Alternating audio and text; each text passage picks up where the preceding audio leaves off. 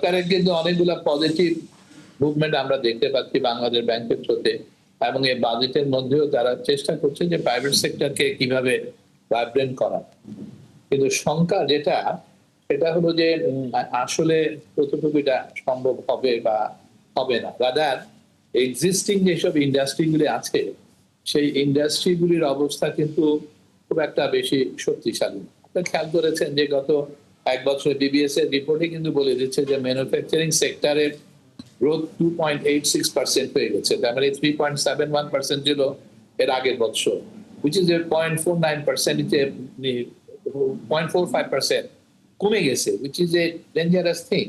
এবং আমরা দেখতে পাচ্ছি যে আনএমপ্লয়মেন্টও কিন্তু হু করে বেড়ে যাচ্ছে। সরকারের ডেফিনেটলি অ্যাড্রেস হলো যে কিভাবে ইনফ্লেশনকে কন্ট্রোল করা যায়।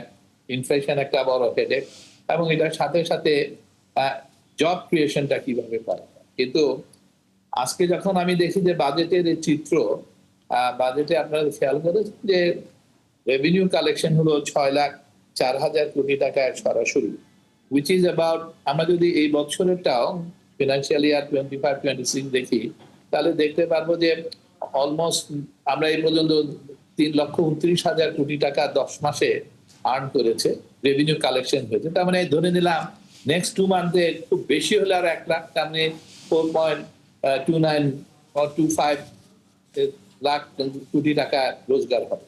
তাহলে 6,04,000, তার মানে উচিত যে 42%। এদিকে প্রাইভেট সেক্টরের ক্রেডিট গ্রোথ কিন্তু নামতেছে, এটা নেমে কিন্তু 4.72% চলে আসছে। এডিপি বাস্তবায়ন হচ্ছে না। তাহলে রেভিনিউ গুলি আসবেটা কোথা থেকে, এবং এনবিআর কিভাবে কোথা থেকে কালেকশনটা করবে? তখন কিন্তু ভয় লাগে যে এনবিআর বোধহয় আবার আমাদের চেপে বসে কিনা। এখন সরকার যে বাংলাদেশ ব্যাংকের থ্রুতেও নানান রকম সাবসিডি গুলি দিয়ে যাচ্ছে, দেওয়ার চেষ্টা করছে, সেটা হলো বন্ধ ইন্ডাস্ট্রি, এবং কিভাবে আবার ওয়ার্কিং ক্যাপিটালে কিভাবে সাহায্য করা যায়, এসএমই, এসএমসিএ কে, স্মল মাইক্রো স্মল ইন্ডাস্ট্রি গুলিকে।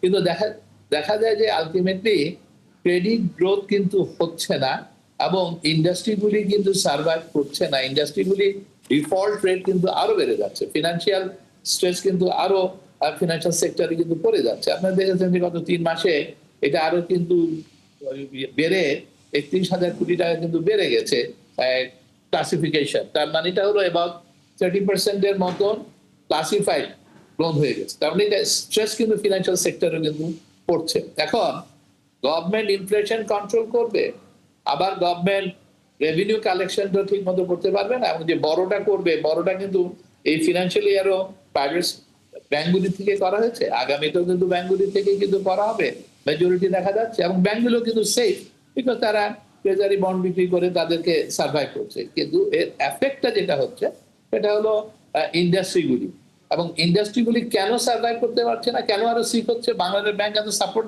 দেওয়ার চেষ্টা করছে বা কেউ নিতে পারছে না। ওয়ান অফ দ্য রিজন কিন্তু এনার্জি।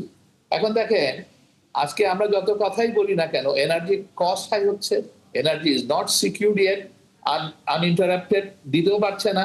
গ্যাসের কারণে এখনো কিন্তু সব ইন্ডাস্ট্রিগুলি কিন্তু বসে যাচ্ছে, এবং সরকার সেটাকে কিভাবে এনশিওর করবে, এই প্রাইস হাই তার মধ্যে আবার এটা না সাপ্লাই দেওয়া, এটা কিন্তু একটা বিরাট ইন্ডাস্ট্রিকে একটা থ্রেটের মধ্যে ফেলে দিচ্ছে।